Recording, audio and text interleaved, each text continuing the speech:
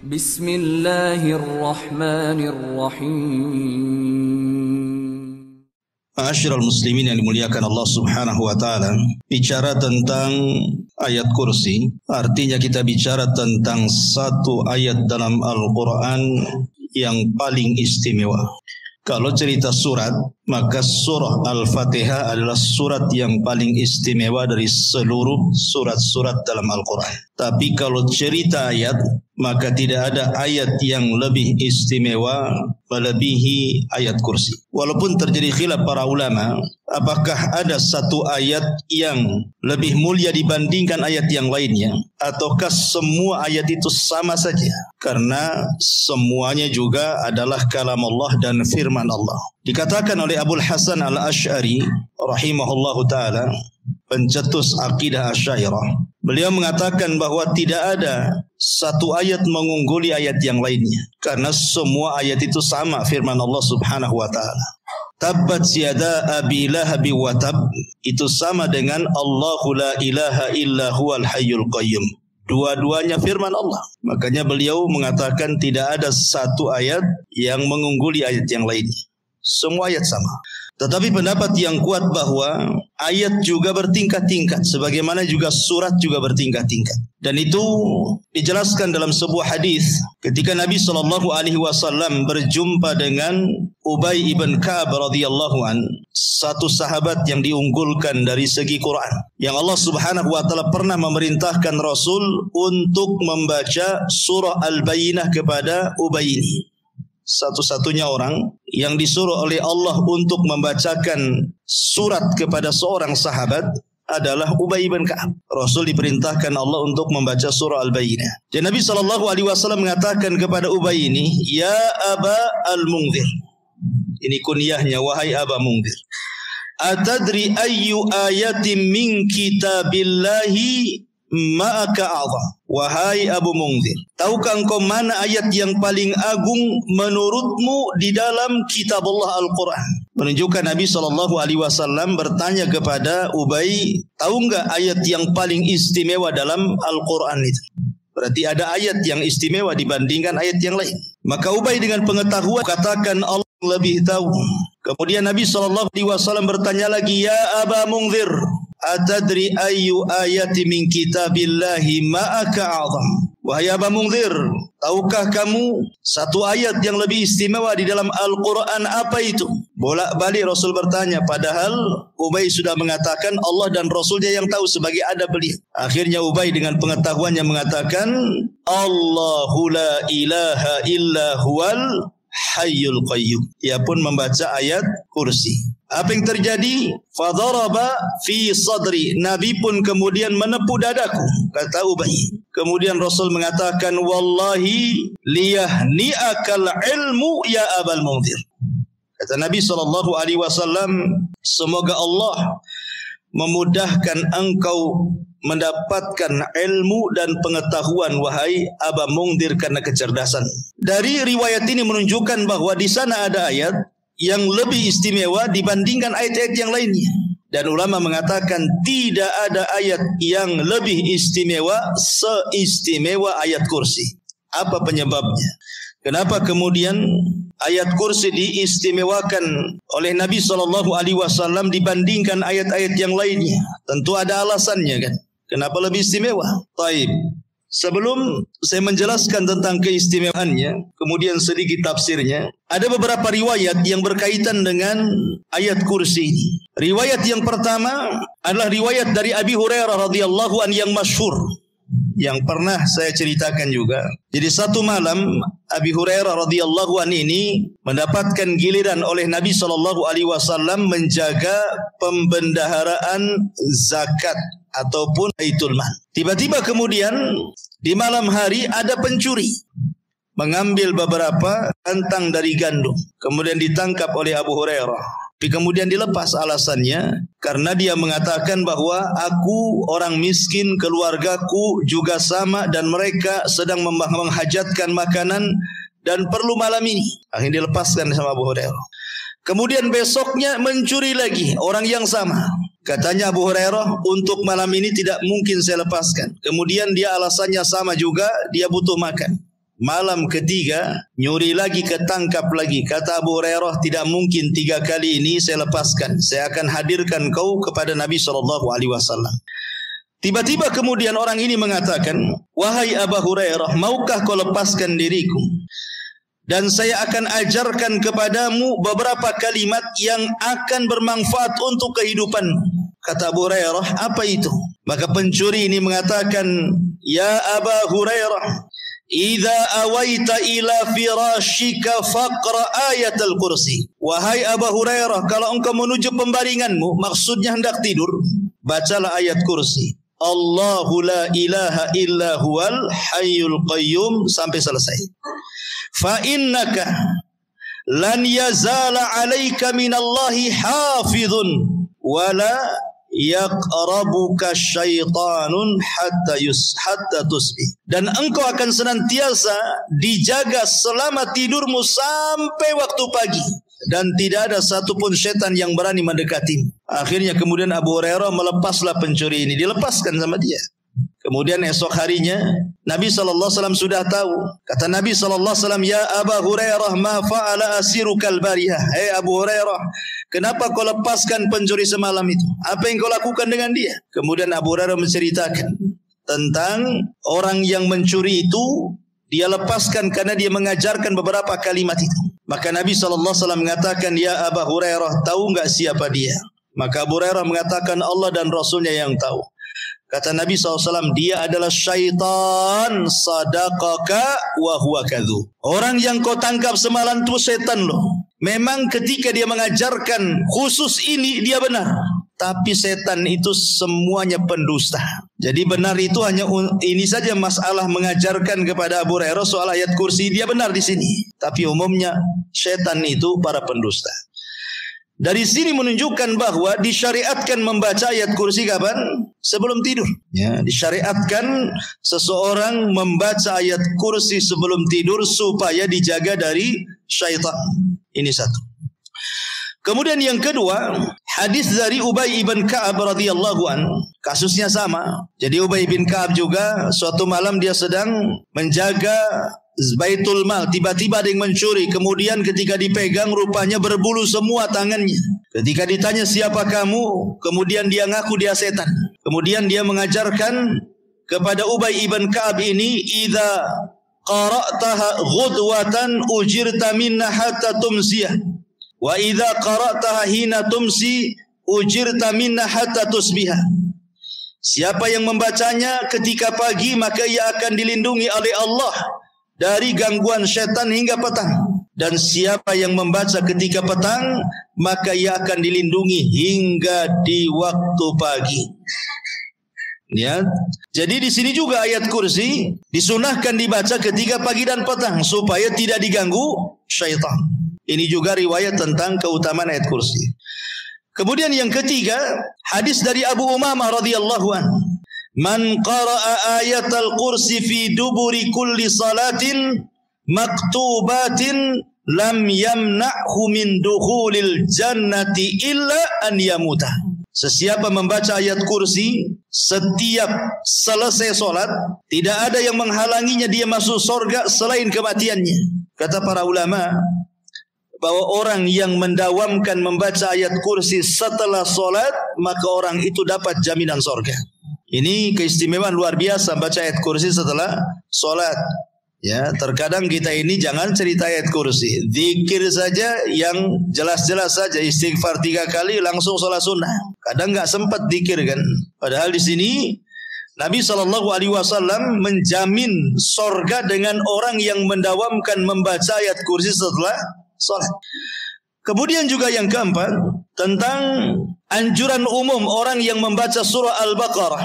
Karena surah kursi itu kan terdapat dalam surah Al-Baqarah kan, ayat 255. Nabi SAW secara umum mengatakan siapa yang membaca surah Al-Baqarah di rumahnya, maka setan akan lari dari rumahnya. Maka seandainya kita cukup membaca ayat kursi saja, sebenarnya cukup membuat setan itu lari. Jadi Islam itu simple sebenarnya. Jadi kalau seandainya antum punya toko, merasa tokonya disihir orang, baca saja ayat kursi, nanti setannya juga kabur. Setan rumah kok kayak angker, baca saja ayat kursi. Ingat, mengusir setan itu dengan cara dibaca, bukan dengan cara ditulis kaligrafi kemudian dipajang di tembok. Itu tidak akan mengusir setan. Nanti susah pula nanti kaligrafi di depan. Oke lah, tidak lewat depan, belakang pula tak ada kaligrafi. Nanti lewat belakang pula. Jadi maksudnya begini, ikhwan. Setan itu tidak takut kaligrafi. Ya, setan itu takut kalau kaligrafi itu kita baca. Karena Quran itu bukan untuk dipajang, Quran itu untuk dibaca. Apalagi kalau kaligrafinya tak bisa dibaca pula, kan ada itu kaligrafi yang susah dibaca itu. Mungkin sudah modelnya kayak gitu kan. Yang punya kaligrafinya aja suruh baca tak tahu dia. Jadi asal beli saja kan itu. Karena ada bentuk kaligrafi, kaidah-kaidahnya kita tak paham gitu ya. Lah gimana nggak bisa dibaca ngusir setan gitu. Jadi kalau ingin ngusir setan baca. Ya, merasa di tokonya disihir orang, baca kursi, ayat kursi di tokonya. Merasa rumahnya kok angker, baca.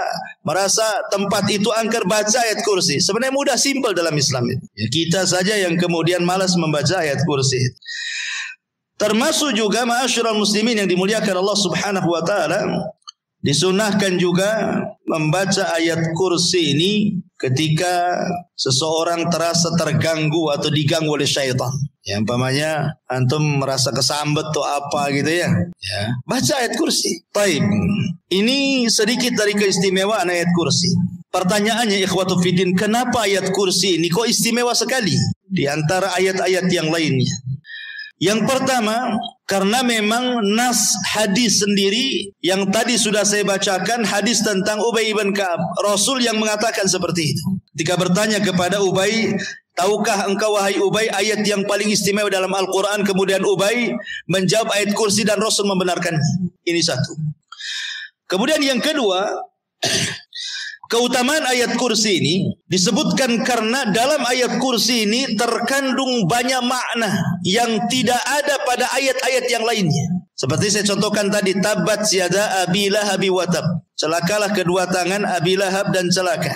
Itu juga Quran juga kan, satu ayat tuh. Tabbat yada Abi Lahab wa tab, itu satu ayat. Kemudian Allahu la ilaha illa huwal hayyul qayyum, itu juga ayat juga. Tapi kalau kita mau bedah tuh makna tabbat yada Abi Lahab wa tab dengan Allahu la ilaha illa huwal hayyul qayyum, maka Allahu la ilaha illa huwal hayyul qayyum itu tidak ada batas. Kalau kita mau menjelaskan mungkin perlu berhari-hari, perlu berjilid-jilid itu. Makna la ilaha illallah tauhid itu. Makanya karena banyak terkandung makna yang tidak ada pada ayat yang lain, makanya kemudian ayat kursi ini diistimewakan dibandingkan ayat-ayat yang lain. Itu dari segi kandungan makna. Dari segi orang yang membacanya, orang yang mentadaburinya, orang yang memikirkannya, itu pun lebih istimewa dibandingkan ayat-ayat yang lain. Kemudian yang ketiga, hebatnya ayat kursi ini, menurut Imam Nawawi rahimahullahu ta'ala, Allah subhanahu wa ta'ala menyebutkan tentang usulu asma'illah, masdar daripada nama Allah subhanahu wa ta'ala, di mana seluruh nama-nama Allah itu kembali kepada satu nama ini. Apa itu? Allah. Allah mulai dengan kalimat Allah. Allahu la ilaha illa huwal hayyul qayyum. Semua nama Allah itu kembali kepada Allah. Makanya kalimat tauhid itu la ilaha illallah, tidak boleh dibaca la ilaha illa ar-Rahman, la ilaha illa al-Azizu, la ilaha illa al-Ghafur, tidak boleh. Kenapa? Karena kalimat ar-Rahman bisa saja maknanya bukan Allah. Seperti orang-orang musyrik jahiliyah, mereka mengatakan kepada si nabi palsu Musailamah al-Kadzdzab itu disebut Rahmanul Yamamah katanya. Rahmannya Yamamah katanya. Negeri Yamamah. Atau Al-Aziz bisa saja bukan Allah. Seperti Allah mengatakan wa mra'atu al-Aziz, wa mra'atul Aziz. Ya, seorang laki-laki yang memungut Nabi Yusuf itu namanya Al-Aziz. Kemudian diletakkan di istananya. Itu Aziz namanya. Tetapi ketika kita katakan Allah, tidak mungkin berpaling kecuali hanya Dia saja. Dan Allah Subhanahu wa taala sebutkan 17 kali dalam ayat kursi itu. Ya. Di mana seluruh kata ganti itu kembali kepada Allah. Allah, la ilaha illa huwa lagi. Kemudian al-hayyu, al-qayyum, ya'khuduhu, di situ ya. Itu dhamir itu. Kemudian lahu ma fis samawati wa ma fil ardh. Man dzal ladzi yashfa'. Di sini terkandung huwa kembali kepada Allah. Indahu lagi, illa biidnihi lagi di situ. Dan begitu seterusnya. Ya. Jadi 17 kali terulang yang merupakan usul asma'illah itu ada pada ayat kursi dan tidak terdapat dalam ayat-ayat yang lainnya. Sebab itulah istimewanya ayat kursi. Kata Imam Nawawi rahimahullahu ta'ala. Kemudian juga dalam ayat kursi ini terkandung antara tasbih wa takdis. Tasbih dan takdis. Ibadah para malaikat itu disebutkan di dalam Al-Quran surah Al-Baqarah. Wa nahnu nusabbihu bihamdika wa nuqaddisulah. Kan begitu ibadah malaikat itu. Wa nahnu nusabbih dan kami bertasbih. Kemudian nuqaddis dan kami mentakdis. Apa sih bedanya tasbih dengan takdis? Kalau tasbih itu membersihkan zatnya dari sifat-sifat yang tidak layak disematkan kepada Allah. Kalau takdis itu membersihkan perbuatannya dari perbuatan-perbuatan yang tidak sempurna yang disematkan kepada Allah. Jadi kalau tasbih zatnya, kalau takdis perbuatannya. Dalam ayat kursi itu lihat Allah mensucikan dua-duanya. Seperti la ta'khuduhu sinatun wala naum. Allah tidak tersentuh kantuk dan pula tidur. Kantuk pun tidak, apalagi tidur. Itu namanya perbuatannya dibersihkan kan itu. Karena ngantuk dan tidur itu bagi manusia sempurna, tapi bagi Allah tidak sempurna. Orang kalau tidak ngantuk, tidak tidur, pasti masuk rumah sakit. Karena itu bukan sifat manusia. Orang yang tidak ngantuk, tidak tidur itu pasti sakit orang tuh. Tapi bagi Allah Subhanahu wa taala itu sifat sempurna. Ya, makanya Allah Subhanahu wa taala ditakdis dan ditasbih, dan itu hanya ada dalam ayat kursi. Sampai beberapa kali gitu ya, nanti saya jelaskan ketika tafsirannya. Kemudian juga yang nomor 5 ada sebuah kaidah, syaraful ilmi ala syarafil ma'lum. Mulianya sebuah pengetahuan itu karena mulianya ilmu yang dipelajari. Mulianya sebuah pengetahuan itu karena mulianya ilmu yang dipelajari. Dan tidak ada pelajaran yang lebih mulia melebihi tauhid. Tidak ada. Tidak ada ilmu yang lebih mulia di dunia ini kecuali mengenal Allah, ma'rifatullah, mengenal Allah. Dan ayat kursi ini seolah-olah menjawab sebuah pertanyaan, siapa Tuhan kita? Kalau antum ditanya siapa Allah, jawablah ayat kursi. Siapa Allah? Allahu la ilaha illa huwal hayyul qayyum, sampai selesai. Itulah Allah, itulah Tuhan kita. Jadi Allah Subhanahu wa taala menyebutkan 10 kalimat dalam ayat kursi ini, itu jawaban dari sebuah pertanyaan tentang man rabbuka, siapa Rabbmu, siapa Tuhanmu, siapa Allah. Maka disebutkan dengan 10 kalimat. Dalam ayat kursi ini ada 10 kalimat. Nanti kita akan tafsirkan sedikit demi sedikit supaya paham siapa Tuhan kita. Ya. Ma'asyiral muslimin yang dimuliakan Allah Subhanahu wa taala. Intinya bahwa dari 5 perkara inilah kita tahu bahwa ayat kursi itu ayat yang sangat istimewa dibandingkan ayat-ayat yang lain. Adapun keutamaan bukan hanya yang disebutkan banyak, seperti orang yang mendawamkan membaca surah ayat kursi ini akan dimudahkan rizkinya. Ya. Kemudian juga orang yang suka membaca ayat kursi itu dalam satu hari bisa berkali-kali, berarti orang itu betul-betul akan beriman kepada qadar dan qadar Allah, dan dia akan merasa dimudahkan kehidupannya. Kemudian juga orang yang membaca ayat kursi itu maka akan dihindarkan dari setiap mara bahaya. Dan orang yang membaca ayat kursi itu akan diberikan kesabaran dan bisa menghadapi semua musibah. Dan begitu seterusnya, bahkan bisa mengobati penyakit badan dan penyakit hati. Itu dari segi faedah ruhiyahnya. Taib, kita akan masuk sedikit pada tafsir singkatnya.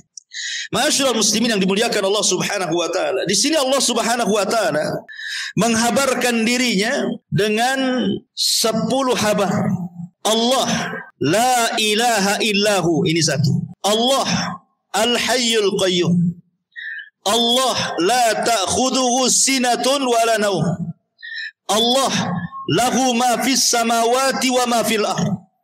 Allah man dzal ladzi yashfa'u indahu illa bi'idni. Allah ya'lamu ma baina aydihim wa ma khalfahum. Allah wa la yuhituna bi syai'in min ilmihi illa bima syaa.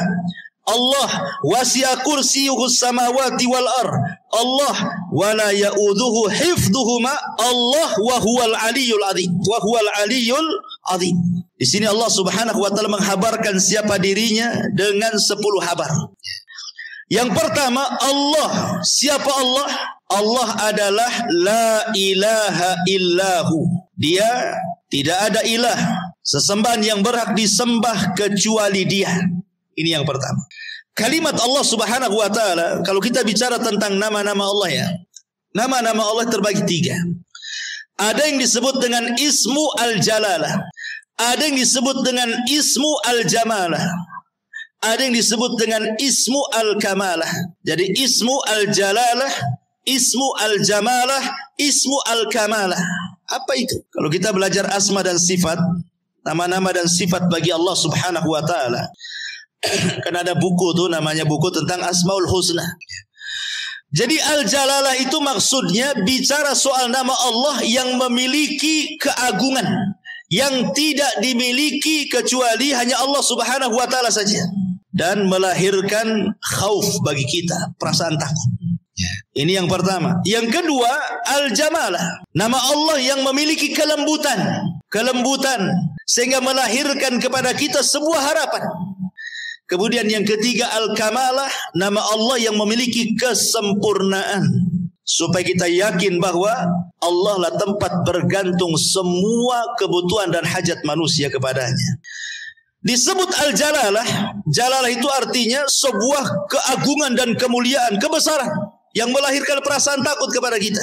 Seperti Al-Mutakabbir, Allah itu zat yang maha sombong. Sombong ini sifat Allah. Kemudian Al-Muntakim, Allah itu zat yang maha mengirim siksaannya kepada siapapun sesuai kehendaknya.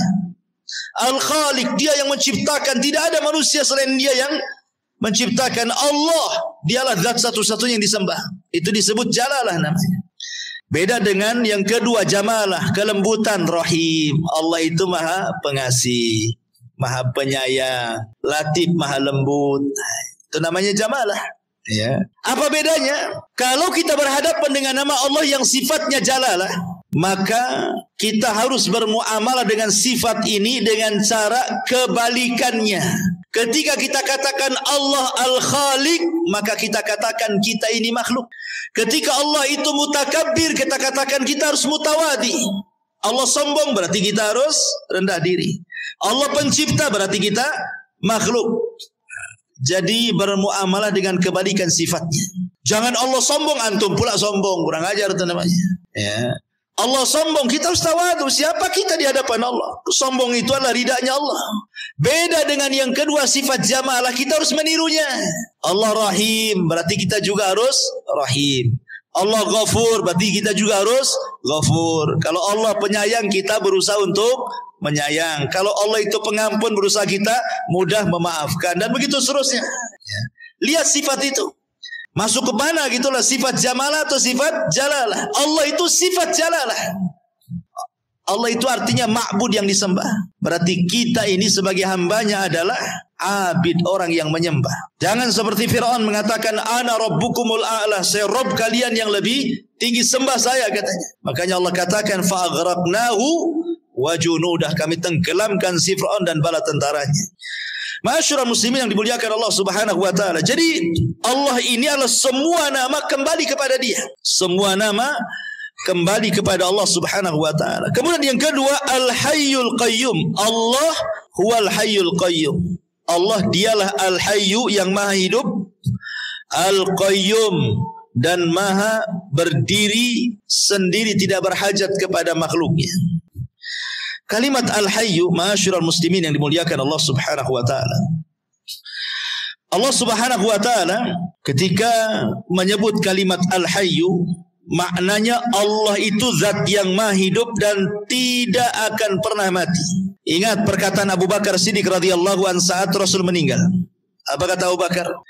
Man kana ya'budullaha fa innallaha hayyun la yamut.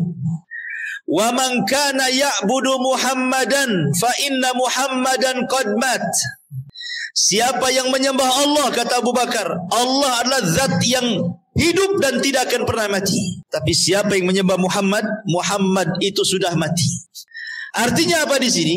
Artinya Allah Subhanahu wa taala disifati dengan sifat hidup dan tidak didahului dengan kematian. Allah tidak pernah didahului dengan kematian, beda dengan manusia. Awalnya tidak ada, kemudian menjadi ada. Makanya Allah mengatakan hal ata 'alal insan hinum minad dahri lam yakun syai'an madhkura. Bukankah pernah datang kepada manusia waktu di masa yang ketika itu belum merupakan sesuatu yang bisa disebut, belum ada namanya langit, bumi, Adam, Hawa, manusia, fulan, tidak ada. Baru kemudian Allah ciptakan, barulah tersebut nama-nama itu. Tetapi Allah Subhanahu wa taala tidak ada dengan ketidakadaan. Allah itu senantiasa ada dan akan pernah ada dan akan terus ada, karena Dia tersifati dengan sifat hidup. Ketika Allah Subhanahu wa taala tersifati dengan sifat hidup, artinya semua hajat kita akan didengar oleh Allah Subhanahu wa taala. Karena zat yang hidup, maka Dia akan melihat, Dia akan mendengar, Dia akan mengijabah, Dia akan mengabulkan, dan begitu seterusnya. Kebalikannya, kalau zat itu mati, tidak bisa mengabulkan apapun permintaan kita. Lihat ketika Ibrahim menghancurkan patung-patung Namrud, kemudian palunya diletakkan di patung yang paling besar.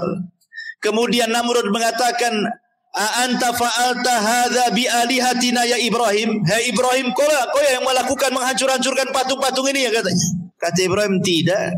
Yang menghancurkan itu loh berhala yang gede, itu palunya ada di situ, katanya. Ya. Coba saja tanya, in kanu yantiqun, kalau mereka bicara, tanya saja kalau mereka bicara. Ibrahim ingin mengatakan dengan kalimat, jika mereka bicara, katakan ini loh patung mati, jangan lagi diajak bicara. Bicara pun tidak bisa. Macam mana kalian akan berdoa kepada zat yang mati, tidak bisa bicara, tidak bisa mendengar, tidak bisa melihat, bahkan dia juga tidak bisa menjaga dirinya. Jadi berhala-berhala yang disembah kepada selain Allah, mereka adalah berhala-berhala mati. Tidak mungkin kita meminta ke sesuatu yang mati. Mintalah kepada Allah zat yang maha hidup, yang sudah jelas-jelas hidup, kan gitu. Ini disebut dengan Al-Hayyu. Kemudian yang kedua, Al-Qayyum. Qayyum ini ada dua penafsiran para ulama. Maknanya Allah tidak berhajat dengan makhluknya. Kita yang berhajat kepada Allah. Allah tidak berhajat kepada makhluknya, kita yang berhajat kepada Allah. Dari sini sebagian ulama mengatakan Al-Qayyum itu sama dengan kalimat As-Samad dalam surah Al-Ikhlas. Qul huwallahu ahad, Allahu samad. Samad itu artinya apa? Tempat bergantung semua makhluk. Itulah makna Al-Qayyum. Allah tidak berhajat dengan kita, tapi kita berhajat dengan Allah. Makanya ketika Allah tidak berhajat dengan kita, walaupun satu dunia kufur, tidak akan mengurangi kekuasaan Allah. Walaupun satu dunia beriman, tidak menambah kekuasaan Allah. Karena Allah tidak berhajat dengan kita, kita yang berhajat dengan Dia. Makna yang kedua, dan ini yang dikuatkan oleh banyak ahli tafsir, Al-Qayyum di situ artinya Allah Subhanahu wa taala Qayyum, berdiri untuk memberikan semua hajat hamba-hambanya. Kita lihat manusia itu kan macam-macam hajatnya. Ada yang minta sembuh, ada yang minta rizki, ada yang minta kaya, ada yang minta jodoh, ada yang minta hujan, ada yang minta panas. Macam-macam lah orang itu minta di dunia ini. Ya, kita saja yang hadir di sini macam-macam minta-mintanya. Ya. Ada yang minta kaya, tapi nggak ada yang minta miskin biasanya. Semua minta kaya. Ada yang minta sembuh, nggak ada orang minta penyakit tuh. Artinya kalaulah seluruh manusia meminta, disebutkan hajat-hajatnya, maka Allah Subhanahu wa taala akan memberikan semua hajat mereka. Seperti apa? Seperti seseorang menyelupkan tangannya ke lautan, kemudian diangkat, kemudian neteslah di ujung jari. Setetes itulah Allah berikan kepada seluruh hajat manusia itu. Sementara kekayaan Allah itu lautannya tuh. Jadi Allah Subhanahu wa taala ghani, yang diberikan kepada makhluk itu hanya setetes.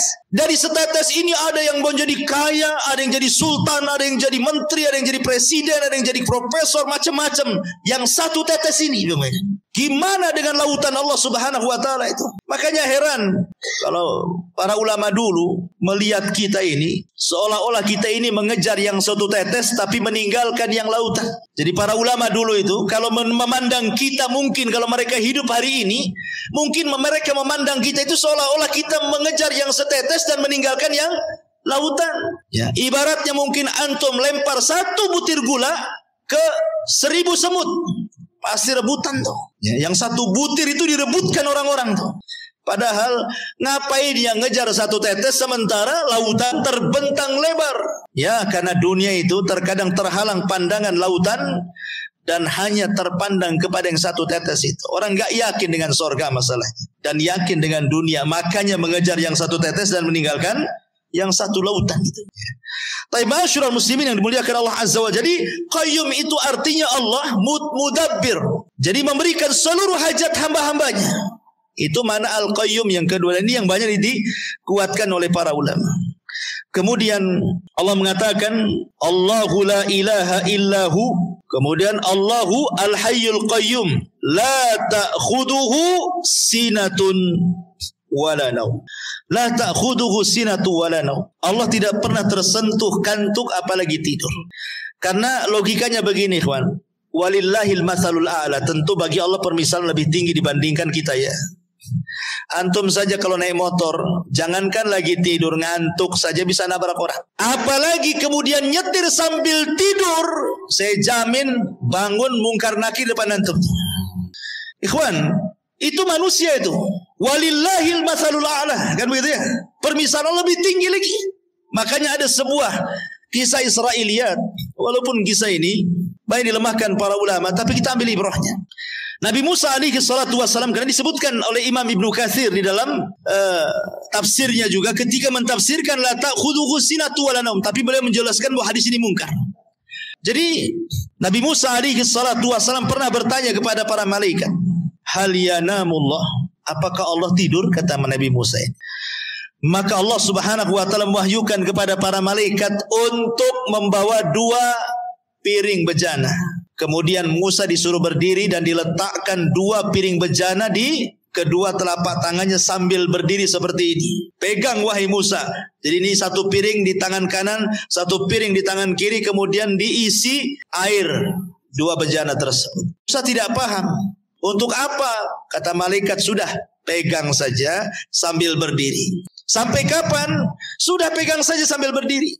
Jadi Musa itu begini saja lama ngantuk akhirnya dia. Ketika ngantuk, jatuh pula yang sebelah kanan, perang. Oh, beta terbangun lagi. Dia masih bertahan satunya lagi, ngantuk lagi, jatuh lagi, perang. Dua-duanya akhirnya jatuh kemudian pecah. Kata malaikat, ya Musa, kalau Allah tersentuh ngantuk apalagi tidur, seperti itulah alam semesta, seperti 2 bejana yang ada di tanganmu tuh. Kalau seandainya Allah tidur, sudah tabrakan tuh. Bulan, bumi, bintang, galaksi di langit itu sudah kiamat tuh. Kalau sampai Allah tersentuh ngantuk dan tidur, kiamat di dunia ini. Siapa yang mengkontrolnya? Yang mengontrolnya tidur. Masyarul muslimin, lihat orang nahkoda kapal saja kadang-kadang dia nabrak-nabrakan gitu ya. Mobil saja kalau ngantuk ketabrak-tabrak kita. Itu logisnya seperti itu. Jadi mustahil Allah itu tersentuh tidur dan apalagi tersentuh ngantuk, apalagi tidur. Karena 2 sifat ini adalah sifat yang kurang bagi Allah, tapi sempurna bagi manusia. Manusia ini kadang-kadang gak sempat ngantuk, tidur pun ada. Ya. Tengok bantal guling gak sempat ngantuk, langsung tidur dia. Ya, ada tuh orang kayak gitu tuh. Ya. Tapi umumnya ngantuk dulu baru tidur, dan itu sempurna bagi manusia. Kalau manusia ngantuk tidur sempurna, memang ada manusia. Justru kalau Anda tidak ngantuk, tidak tidur, pasti ke rumah sakit minta obat tidur, karena tidak sempurna sifat itu. Tapi bagi Allah Subhanahu wa taala, tidak ngantuk dan tidak tidur adalah sebuah kesempurnaan untuk menjaga keamanan alam semesta ini. Baik, masyarul muslimin yang dimuliakan Allah Subhanahu wa taala. Kemudian Allah mengatakan, lahu ma fis samawati wa ma fil ardh. Yang keempat, Allah menghabarkan dirinya. Siapa Allah? Maka Allah katakan, lahu ma fis samawati wa ma fil ardh. Kepunyaan Allah lah yang ada di langit dan yang ada di bumi. Tidak ada satupun makhluk dari sesembahan-sesembahan yang disembah manusia memiliki sedikit pun dari kekuasaan Allah, walaupun sebiji ari sekalipun. Makanya Allah Subhanahu wa taala mengatakan, ayusyrikuna ma la yakhluqu syai'an wa hum yukhlaqun wa la yastati'una lahum nasra wa la anfusahum yansurun. Apakah mereka mempersekutukan Allah dengan berhala-berhala yang tidak dapat menciptakan satu apapun? Bahkan mereka tercipta. Bahkan Allah mengatakan, innal ladzina tad'una min dunillahi lan yakhluqu dubabah. Orang sesembahan yang kau sembah selain Allah itu menciptakan lalat saja tidak sanggup. Apalagi menciptakan langit dan bumi. Semut, lalat saja tidak bisa. Sesuatu yang tidak bisa menciptakan layak disembah, tidak layak. Sesuatu yang menciptakan langit dan bumi layak disembah, ya layak disembah. Karena dia yang menciptakan langit dan bumi, sudah layak kita sembah dia. Pertanyaannya, kenapa Allah Subhanahu wa taala menciptakan langit dan bumi? Apa faedahnya? Apa hikmahnya, ikhwan? Kenapa Allah menciptakan langit dan bumi itu untuk apa? Kalau ada yang bertanya seperti itu kan, maka jawabannya disebutkan dalam suratul Najm. Allah Subhanahu wa taala mengatakan, walillahi ma fis samawati wa ma fil ardh liyazziyalladzina asa'u bima amilu wa yazziyalladzina ahsanu bil husna. Inilah, kalau antum ditanya kenapa Allah menciptakan langit dan bumi, apa faedahnya, apa tujuannya, jawab dengan ayat ini. Allah katakan, walillahi ma fis samawati wa ma fil ardh. Milik Allah lah semua yang ada di langit dan semua yang ada di bumi. Untuk apa?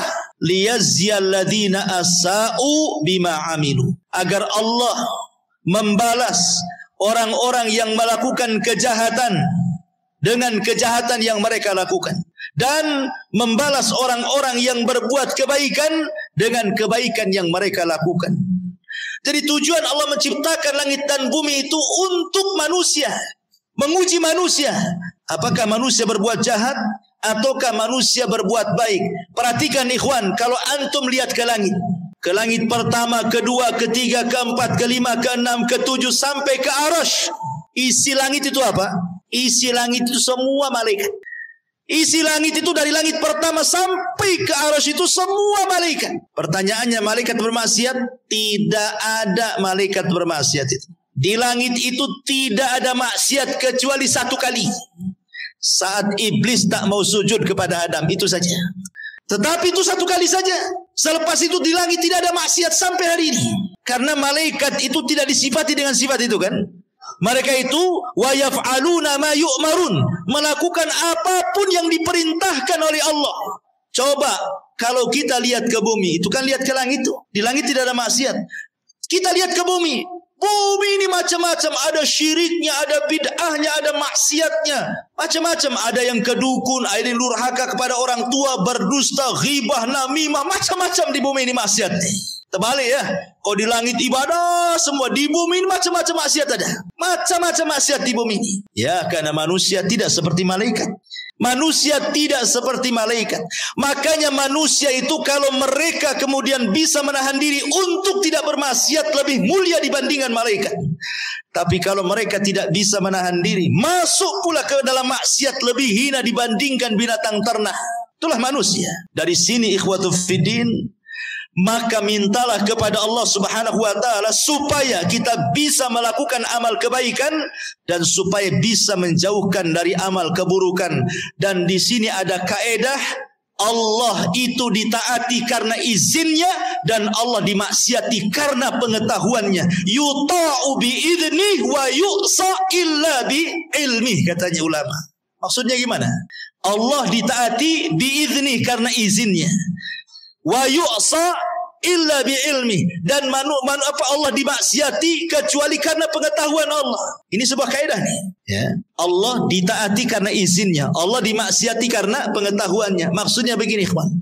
Kalau Anda salat, zakat, puasa, haji, birrul walidain, berzikir, baca Quran, oh ibadah antum lakukan, antum jamin ibadah antum diterima? Tidak. Tidak ada jaminan ibadah kita diterima. Walaupun antum tidak maksiat dari lahir sampai mati, tidak ada jaminan amal antum diterima Allah, kecuali kalau Allah mengizinkan menerima amalan kita. Ingat ya, karena Allah itu ditaati berdasarkan izinnya. Walaupun antum sesoleh apapun, belum tentu diterima kalau Allah tidak izinkan. Tapi kalau Allah izinkan, Satu rakaat solat diterima sudah cukup bagi kita. Makanya kata Abu Darda radhiyallahu anhu, kalau aku tahu katanya satu sujudku diterima oleh Allah, satu saja seumur hidupku, satu sujudku aku tahu diterima Allah, cukup bagiku katanya. Kenapa? Karena Allah mengatakan innama yataqabbalullahu minal muttaqin. Karena Allah menerima dari hamba-hamba Allah yang bertakwa. Kalau aku tahu sujudku satu kali terima, berarti aku tahu aku termasuk orang takwa, dan hanya orang takwa yang masuk surga. Masalahnya kan kita tidak tahu apakah amalan kita diterima atau tidak. Ketika tidak tahu, kita pun tak tahu kita takwa ataupun tidak, itu masalahnya. Makanya kita hanya berharap semua ibadah kita diizinkan Allah. Kemudian penggalan kalimat yang kedua, wa yu'sa illa bi ilmi, dan tidaklah Allah dimaksiati kecuali dengan pengetahuannya. Kalau maksiat itu tidak perlu izin dari Allah. Bukan berarti kalau umpamanya antum maksiat belum tentu masuk neraka. Sudah jelas masuk neraka. Gitu maksudnya. Tanpa izin-izin dulu. Ya Rabb, saya sudah berzina. Masuk neraka enggak nih? Enggak perlu. Langsung masuk neraka. Kalau maksiat itu tidak ada izin-izinan. Karena Allah sudah tahu.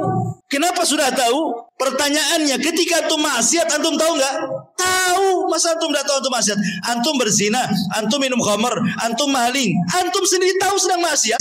Allah, ingat, syafaat itu ada dua macam.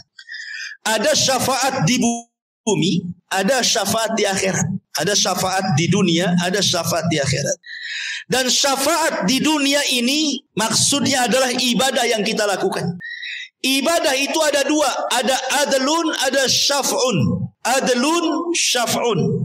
Adlun itu ibadah wajib, syaf'un itu ibadah sunnah. Salat 5 waktu adlun, puasa Ramadan adlun, zakat wajib adlun, kemudian haji adlun, itu disebut adlun. Kemudian ada syafaat, syaf'un. Nah, itulah salat rawatib, sedekah, umroh, dan begitu seterusnya. Kalau amalan-amalan wajib kita ingin diterima, maka lakukan yang sunnah. Kalau amalan wajib kita ingin diterima, maka lakukan amalan-amalan yang sunnah. Karena sunnah ini disebut syaf'un, syafaat. Syaf'un itu artinya syafaat. Perantara diterima ibadah wajib itu dengan melaksanakan ibadah sunnah, gitu maksudnya. Makanya ada adlun, ada syaf'un. Kalau ingin diterima sholat 5 waktunya, maka jangan lupa juga sunnah-sunnahnya. Kalau ingin diterima puasa Ramadannya, jangan pula dengan lupakan puasa-puasa sunnahnya. Kalau ingin diterima haji, jangan pula umrohnya lupa. Kalau ingin diterima zakatnya, jangan pula sedekahnya lupa. Begitu maksudnya. Karena ibadah sunnah itu disebut syaf'un. Dialah syafaat, jembatan diterima ibadahnya yang wajib itu. Tetapi walaupun demikian, baik wajib ataupun sunnah tetap tidak akan diterima kecuali setelah ada izin Allah. Ini satu. Yang kedua, ada syafaat di akhirat. Syafaat di akhirat ma'ruf. Dan syafaat Nabi SAW itu dua. Ada di masa hidupnya, ada setelah kematian. Kalau di masa hidupnya boleh kita meminta syafaat seperti Anas bin Malik. Datang kepada Rasulullah masa hidup tuh. Rasul, berikan aku syafaat di hari kiamat, kata Anas. Rasul masih hidup. Kata Rasul, baik Anas, karena engkau sudah banyak berbuat baik kepadaku, kuberikan syafaatku kepadamu. Kata Anas bin Malik radhiyallahu an, di mana aku akan dapati syafaat pada hari kiamat wahai Rasul? Kata Rasul, temui aku di telagaku. Kata Anas, kalau aku tidak mendapatimu di telagamu wahai Rasul, temui aku di titik Siratal Mustaqim. Kata Anas, kalau aku tidak dapati kau di Siratal Mustaqim, temui di tempat penimbangan amal, karena aku tidak mungkin lepas dari 3 tempat ini, kata Nabi. Anas minta syafaat, Rasul masih hidup. Gak apa-apa, karena Rasul masih hidup. Tapi masalahnya Rasul sudah meninggal, sehingga ketentuan syafaat cuma satu di akhirat. Dan yang bisa mendapatkan syafaat Rasul di akhirat itu adalah orang-orang yang banyak beribadah di dunia. Bukan orang yang datang ke kuburan Nabi atau ke kuburan orang-orang saleh, bukan. Perbanyak solat, perbanyak puasa, perbanyak sedekah, perbanyak amal soleh, cintai, dapat syafaat. Maka Nabi SAW nanti pada hari kiamat, dia akan datang kepada Allah Subhanahu wa ta'ala. Setelah manusia datang ke Adam tak bisa, Nuh tak bisa, Musa, Ibrahim, Isa tak bisa. Rasul yang menghadap Allah. Kemudian sujud lama sekali. Kemudian Allah mengatakan, irfa ra'saka ya Muhammad, angkat kepalamu wahai Muhammad. Apa kata Allah? Sal tu'ta, qul tusma, ishfa tushaffa. Katakan kau didengar, minta kau diberi, mintalah syafaat, ku beri kau syafaat. Dari sini menunjukkan Nabi saja tidak bisa memberikan syafaat kecuali setelah dapat izin Allah. Makanya dari sini man dzalladzi yashfa'u indahu illa biidznih. Kecuali dengan izin Allah. Tidak ada yang bisa beri syafaat kecuali dengan izin Allah Subhanahu wa ta'ala. Makanya ngawur kalau ada umpamanya kiai ikut kelompok kami, nanti kalau masuk neraka ku lempar serbanku, tinggal tangkap, ku tarik kau ke neraka, ku lempar kau ke surga. Enak kali itu. Kan ada tuh yang kayak gitu. Itu jemaah mana tuh? Saya lihat di Malaysia itu. Di YouTube kan. Tenang, kalau kalian ikut jemaah kami tenang katanya. Nanti kalau kalian masuk neraka, kuulurkan serbanku katanya. Tinggal tangkap saja, ku tarik, ku masukkan, ku gosok. Nabi saja nggak main gitu, ngadap dulu sama Allah. Ini nggak main lempar serban saja. Hebat lagi dari Nabi. Gitu. Masyarul muslimin yang dimuliakan Allah Azza wa Jalla. Ini yang kelima. Kemudian yang keenam, Allah. Siapa Allah itu? Ya'lamu ma baina aydihim wa ma khalfahum. Allah mengetahui apa yang di depan mereka dan apa yang di belakang mereka. Apa yang dimaksud di depan, di belakang di sini? Maksud di depan itu maksudnya dunia. Di belakang itu maksudnya akhirat. Maksudnya Allah Maha tahu baik urusan dunia ataupun urusan akhirat. Allah itu tahu semuanya. Di dunia Allah Maha tahu, di akhirat pun Allah Maha tahu. Wala yunabbi'uka mithlu khabir. Dua alam ini Allah tahu, dunia akhirat Allah tahu. Kita ini tak tahu, satu jengkal di bawah kaki kita pun tak tahu ada cacing atau tak ada cacing. Kita tak tahu. Kita ini terbatas pengetahuannya, penglihatan kita aja terbatas. Sampai mana antum bisa melihat? Pendengaran kita terbatas, sampai di mana antum mendengar?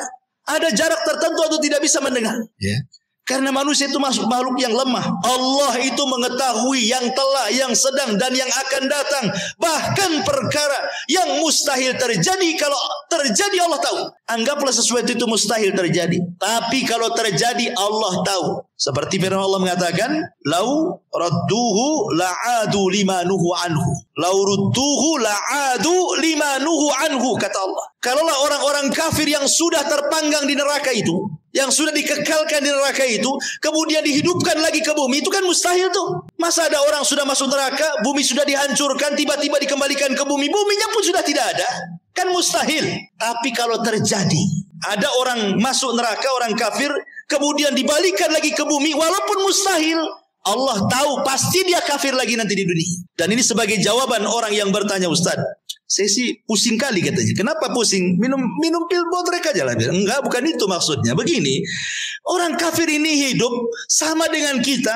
Ada yang 60 tahun, ada yang 50 tahun, ada yang 60 tahun meninggal. Dengan kekafirannya 60 tahun tiba-tiba masuk neraka pula, dikekalkan di dalamnya. Saya nggak masuk akal nih. Bisa dipahami nih? Ya. Kok ada orang berbuat kekufuran, kesyirikan 40 tahun, kok bisa kekal di neraka itu? Gimana ceritanya? Kalau antum ditanya seperti itu, jawabannya gimana? Ini jawabannya ini. Karena Allah itu maha tahu kepada sesuatu yang mustahil terjadi. Kalau terjadi Allah tahu. Karena orang-orang kafir ini Allah sudah tahu. Mereka sudah dimasukkan ke neraka nih. Kalau dibalikan ke dunia pasti kufur lagi dia. Jadi ngapain pula ya dimasukkannya seterusnya di situ? Itu jawabannya ya. Begitu jawabannya. Jangan bingung. Itulah jawabannya. Ma'asyiral muslimin yang dimuliakan Allah khalfam. Kemudian yang ketujuh, Allah. Siapa Allah? Wala yuhituna bisyai'im min ilmihi illa bima syaa. Ya. Wala yuhituna bisyai'im min ilmihi illa bima syaa. Mereka tidak mengetahui apa-apa dari ilmu Allah melainkan apa yang Allah saja. Artinya, kalau Allah bandingkan pengetahuan manusia, tidak akan mampu meliputi pengetahuan Allah Subhanahu wa ta'ala. Karena luasnya pengetahuan Allah. Ingat kisah Nabi Khidir dengan Nabi Musa. Salah satu kisah Nabi Khidir dengan Nabi Musa itu, suatu hari Musa dengan Khidir itu naik perahu. Tiba-tiba kemudian ada burung nuki dari langit, kemudian ngambil dengan paruhnya air seteguk, kemudian naik lagi ke langit. Kemudian Khidir mengatakan kepada Musa, "Ya Musa, tidaklah pengetahuanku dan pengetahuanmu kalau digabung," kata Nabi Khidir, "itu tidak lebih daripada tegukan burung itu dari air lautan. Sementara pengetahuan Allah seluas lautan ini." Padahal mereka dua-duanya Nabi. Tapi pengetahuan keduanya itu ibarat satu tegukan saja. Itulah pengetahuanku dan pengetahuan kamu. Ya, kan Allah mengatakan, "Wa ma utitu min ilmin illa qalila, tidaklah kami diberikan ilmu kecuali sedikit. Yang sedikit inilah yang kemudian jadi profesor, jadi penemu, jadi orang cerdas dari macam-macam. Padahal sedikit itu yang Allah keluarkan, yang Allah kasihkan di bumi. Bagaimana kita bisa meliputi ilmu Allah subhanahu wa ta'ala? Allah lah yang meliputi dengan ilmunya kita semuanya. Itulah Allah. Makanya tidak ada satu pun yang bergerak kecuali Allah tahu. Mau di langit, mau di bumi, mau di gelap, mau di terang. Bahkan daun-daun yang jatuh saja Allah tahu. Berapa jumlahnya? Berapa yang jatuh? Kapan jatuhnya? Hari apa? Malam apa? Bulan apa? Tahun apa? Allah tahu semuanya. Karena pengetahuan Allah itu meliputi semua makhluknya. Belum lagi bukan hanya ilmunya saja, Allah kirim lagi utusan-utusannya. Allah kasih malaikat menjaga kiri kanan kita, depan belakang kita. Walaupun kita orang kafir sekalipun, tetap Allah kirim malaikat yang menjaga kita. Buktinya apa? Buktinya kalau antum tidur di teras, tidak ada rombongan semut masuk ke telinga antum kan? Padahal kalau semut dendam sama antum ketika antum semprot baygon, kemudian mati separuh penduduknya, dia dendam tuh, saat antum tidur dia bisa kita masuknya ke telinganya tuh. Kurang aja dia sudah membunuh teman-teman kita kan. Ada ceritanya semut bogeng masuk ke telinga antum? Nggak ada ceritanya. Kenapa? Karena dijaga malaikat ketika tidur itu. Wa inna alaikum lahafidhin. Kan semut bisa saja bogengnya kan, tapi tidak terjadi. Ya adalah 1-2 yang kemasukan semut telinganya, tapi umumnya nggak akan terjadi itu. Kenapa? Karena dijaga malaikat. Atas perintah siapa? Allah yang perintahkan. Wa inna alaikum lahafidhin kiraman katibin, dan begitu seterusnya. Kemudian Allah mengatakan yang nomor 8, Allah, tahukah siapa Allah? Allah wasi'a kursiyuhus samawati wal ardh. Allah, dialah yang kursinya meliputi langit dan bumi. Bicara tentang kursi, makanya ayat ini disebut ayat kursi. Apa sih kursi di sini? Ayat kursi. Apa sih kursi di sini? Kalau kursi ma'ruf lah, antum di rumah banyak kursi. Ya kan, di ruang tamu mesti ada kursi semua. Apakah kursi itu maksudnya kursi-kursi yang antum pahami di situ? Ada sebagian para ulama mentafsirkan maksud daripada makna kursi itu apa. Yang pertama ada yang mengatakan kursi itu artinya ilmu Allah. Jadi ayat kursi itu artinya ayat yang bicara tentang pengetahuan dan ilmu Allah yang meliputi semua makhluknya. Jadi kursi itu artinya ilmu yang Allah miliki. Yang pertama. Yang kedua, maksudnya kursi adalah arash. Jadi maksudnya kursi arash itu sendiri makhluk yang paling besar gitu ya. Jadi kursi dengan arash itu sama saja. Ini juga penafsiran yang kedua. Penafsiran yang ketiga, maksudnya kursi adalah qudrah, kemampuan. Jadi ayat kursi itu ayat yang bicara tentang kemampuan Allah, qudrah iradahnya Allah. Ada juga yang mengatakan yang dimaksud kursi adalah gambaran kebesaran Allah, gambaran kebesaran Allah subhanahu wa ta'ala.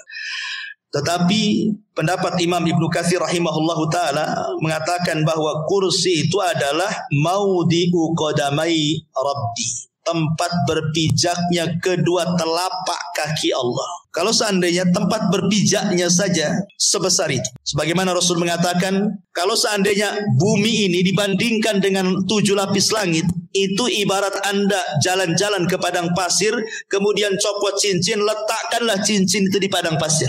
Kata Rasul, bumi itu cincinnya, padang pasir itu langitnya. Kalau seandainya langit dan bumi dijadikan satu, dibandingkan besarnya dengan kursi, jalan-jalanlah Anda ke padang pasir, letakkan cincin di tengah padang pasir, maka langit dan bumi itu cincinnya, kursi itu padang pasirnya. Kalau seandainya kursinya antum gabung, langitnya antum gabung, buminya antum gabung, dibandingkan dengan arasy Allah, sama juga. Jalan-jalanlah ke padang pasir, lepas cincin, letakkan di padang pasir, kursinya, langitnya, buminya, itulah cincinnya, padang pasir itu arasy-nya. Pertanyaannya, bagaimana dengan zat yang menciptakannya? Allahu Akbar. Allah lebih besar dibandingkan makhluk. Karena tempat berpijaknya saja ibarat padang pasir dibandingkan cincin yang itu ibarat langit dan bumi. Makanya wajar kalau orang baca ayat kursi itu, makhluk yang sangat besar, setan lari. Saking agungnya kursi Allah subhanahu wa ta'ala itu. Itulah makna wasi'a kursiyuhus samawati wal ardh, dan kursinya Allah meliputi langit dan bumi. Kemudian yang nomor 9, siapa Allah? Maka Allah subhanahu wa ta'ala katakan di sini, wasi'a kursiyuhus samawati wal ardh, siapa Allah? Wala ya'udhuhu hifdhuhuma. Wala ya'udhuhu hifdhuhuma. Apa artinya wala yauduhu hifdhuhuma? Wala yauduhu hifdhuhuma. Artinya Allah tidak pernah merasa berat memelihara langit dan bumi. Allah ketika semua makhluk berhajat kepada Dia, Allah tidak berat. Yang satu minta disembuhkan, yang satu minta rizki, yang satu minta pekerjaan, yang satu minta jodoh, yang satu minta jadi menteri, jadi presiden, macam-macam. Satu dunia itu kan ribuan jiwa yang minta-minta. Allah tidak berat. Ya. Allah tidak berat. Mengatur yang satu dihujani, yang satu dikeringkan, yang satu tsunami, yang satu gempa, Allah tidak berat. Allah tidak akan merasa berat. Lain dengan kita. Ya, baru kita aja ngelembur gitu ya. Di PT itu yang tadinya kerja dari jam 5 sampai jam 6 ditambah pula sampai jam 10. Malamnya langsung ke toko jamu. Minta diurut. Udah lemes kita ini. Berat. Besok lagi enggak mau. Berat saya. Itu makhluk. Ya. Ketika banyak dipikul itu macam-macam berat dia. Itulah makhluk Allah, nggak ada yang berat. Bagi dia ringan semuanya. Karena semua makhluk adalah ciptaan Dia. Ya. Dan yang terakhir Allah mengatakan, siapa Allah? Wa huwal aliyyul azim. Dialah zat yang maha tinggi lagi besar. Kita ini kecil, Allah itu besar. Kita rendah, Allah itu tinggi. Subhana rabbiyal a'la. Subhana rabbiyal a'la. Inilah diantara singkat ya, tafsir singkat kalau dilebarkan memang luas tentang ayat kursi ini. Mudah-mudahan ada manfaatnya. Subhanahu bihamdika asyhadu an la ilaha illa anta astaghfiruka wa atubu ilaik. Allahu ta'ala. Assalamualaikum warahmatullahi wabarakatuh.